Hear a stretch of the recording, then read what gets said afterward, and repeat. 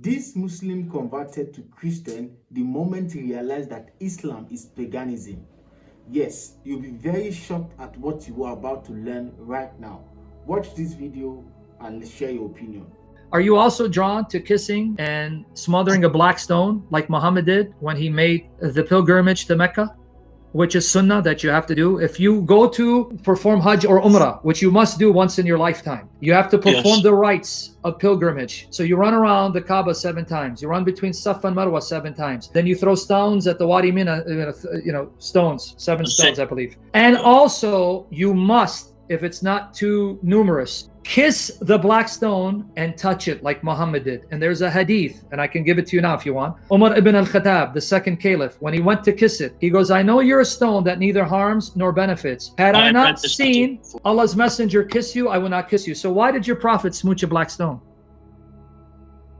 I asked my imam this, and he says it fell from the heavens. And you believe that? He duped you to believe? I don't want to say you're dope. I'm not trying to disrespect you. You actually believe Allah? Well, you believe Allah anyway, because he's supposedly the God of Abraham. The God of Abraham sent a black stone for people to smother and kiss it. A black stone that was white that became black because of the sins of the people kissing it? I mean, I believed it, yeah. So it turned black because of your sins, right? Yes, that means it absorbed white, your sins, right? Yeah.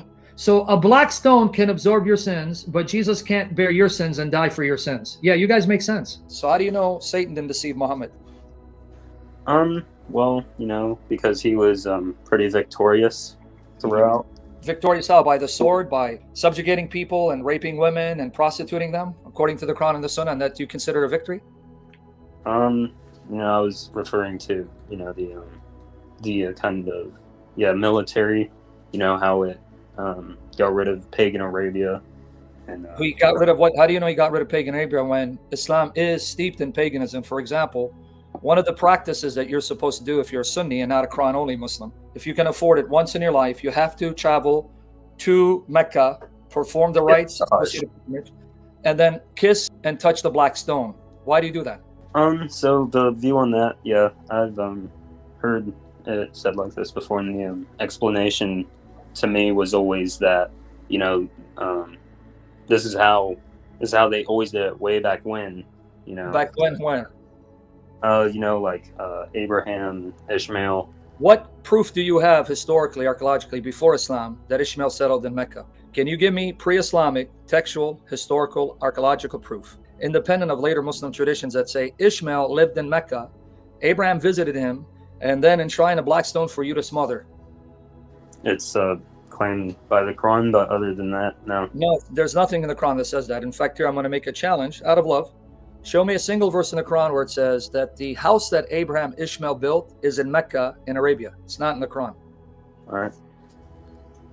Do you see that this young man is clueless? Like, he doesn't even know what is in the Quran. He doesn't know. Most of the things he hears is most of all the things the sheikhs tell him in the mosque and all of that. So it's very important that most of you that are Muslim watching this video right now, you get to understand your religion for yourself, study for yourself, understand these things for yourself. Don't be deceived by what people are saying.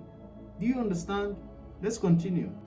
So where did you get this from? You got it from traditions that came supposedly over 100 years after the reported death of Muhammad, because even then, you don't even know when Muhammad was born or died, because the Quran doesn't tell you. And the sources that tell you that are over 100 years from the time of Muhammad. In other words, if I asked you what year Muhammad is born, and I say, show me the verse in the Quran, you can't show me that. The name Muhammad only appears 4 times. And then there's a reference to Ahmad. Outside of the Quran is where you get information about who this Muhammad is. If you stay within the Quran, you can't tell me who Muhammad is and where the Quran was situated, because there's nothing in the Quran that gives you a clear historical context to the so-called revelation. So if I ask you what year Muhammad was born, where would you get that information from? From, what I've been told, by historians, or what they say. What I was saying, now he asked him that if he was supposed to get the question to that answer, what was he supposed to say? He said, from what he was told. So can you see the fact of what I'm saying? The fact that this young man has not studied the Quran for himself. He has not studied Tawheed for himself. He has not studied most of these things for himself. He's been driven, moved by what he has been hearing from people. And it's wrong. It's very wrong. Let's continue. What historians? I mean, I don't know any specifically, but all I've heard about his date, I don't hear any conflicting views on his date, and that You is want to bet? 70.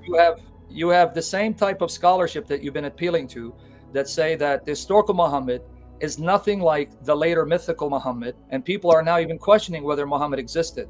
So you're new to this. You have people who are not Muslims who say that if you examine the earliest sources, you don't get the mythical Muhammad of later Islamic tradition. Muhammad may have been a general, no more no less, and as time evolved, they turned him into this prophetic figure and attribute to him supernatural powers, none of which can be proven historically or Quranically. Can you prove to me historically, archaeologically, Abraham and Ishmael were in Mecca and they built the Kaaba?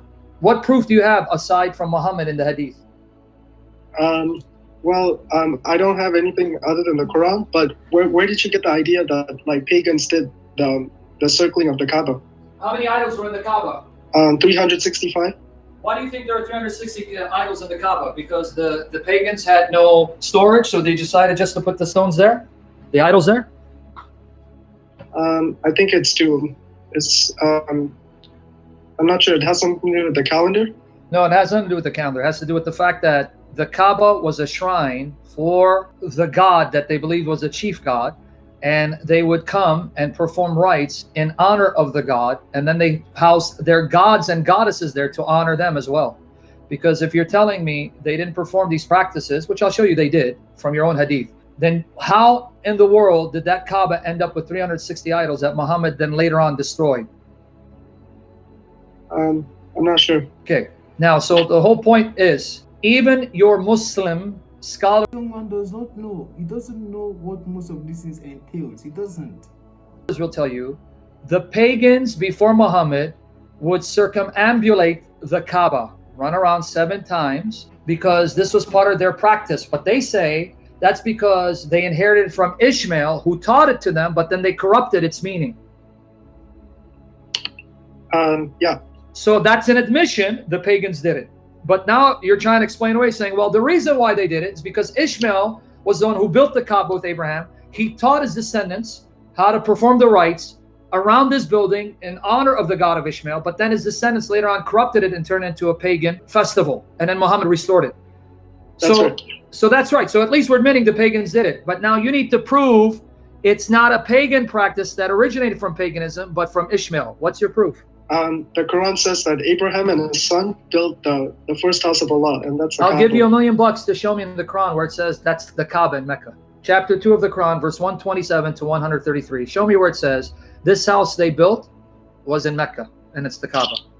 That's where it says Abraham and Ishmael supposedly built this house. Where did they build it? Show me from the Quran. It says the Kaaba in Mecca. Read it to me. So I'm reading it. And remember when Abraham raised the foundation of the house with Where? Ishmael? It doesn't say where, but in the Exactly. footnotes it says the sacred house. I didn't know the Kaaba. footnotes was sent down by Jibreel. Gabriel brought down your footnotes. I don't care about your footnotes. Give me the text, the Arabic. Where does it say this house they built was in Kaaba in Mecca? I can't show you. Good.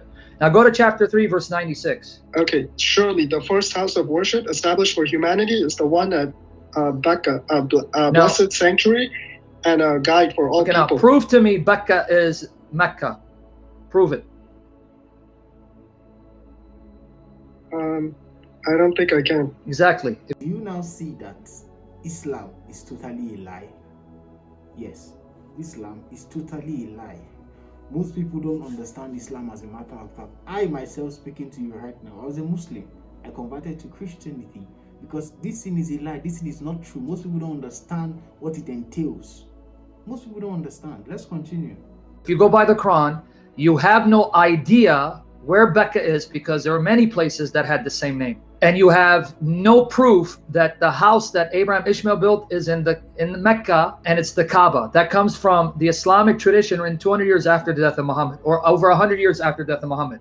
So I want you to give me some conclusive, historical, archaeological, textual proof before Islam. Quote me some historian, quote me some archaeologist that uncovered some archaeological inscription before Islam and the Quran that says Ishmael settled in Mecca and built the Kaaba with Abraham.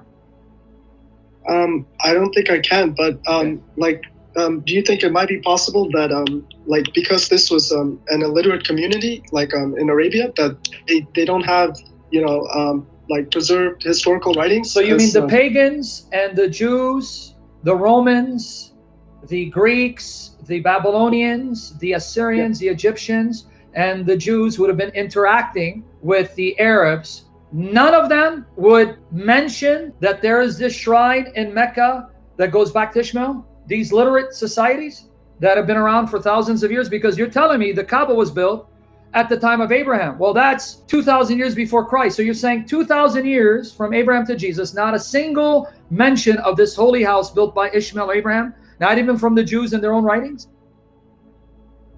I don't know.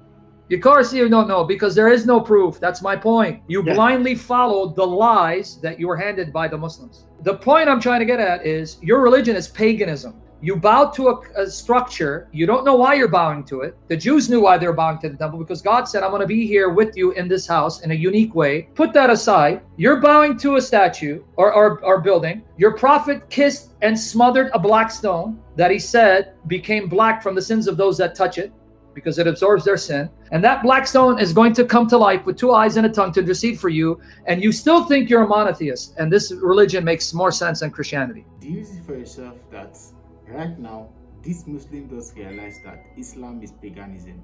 You just realize that Islam is a fake. It's totally a theory. Yes, it's just a belief theory made in the Quran. Yes, most people don't understand this thing, and most people right now are struggling. They are struggling with wrong ideologies, wrong theologies, and all of these things. So my friend, you watching me right now, you should give your life to Christ. You should take your relationship with God serious. And if you are still a Muslim watching this and you are doubting because you don't believe, you are still confused, you are still being brainwashed, God will help you, right?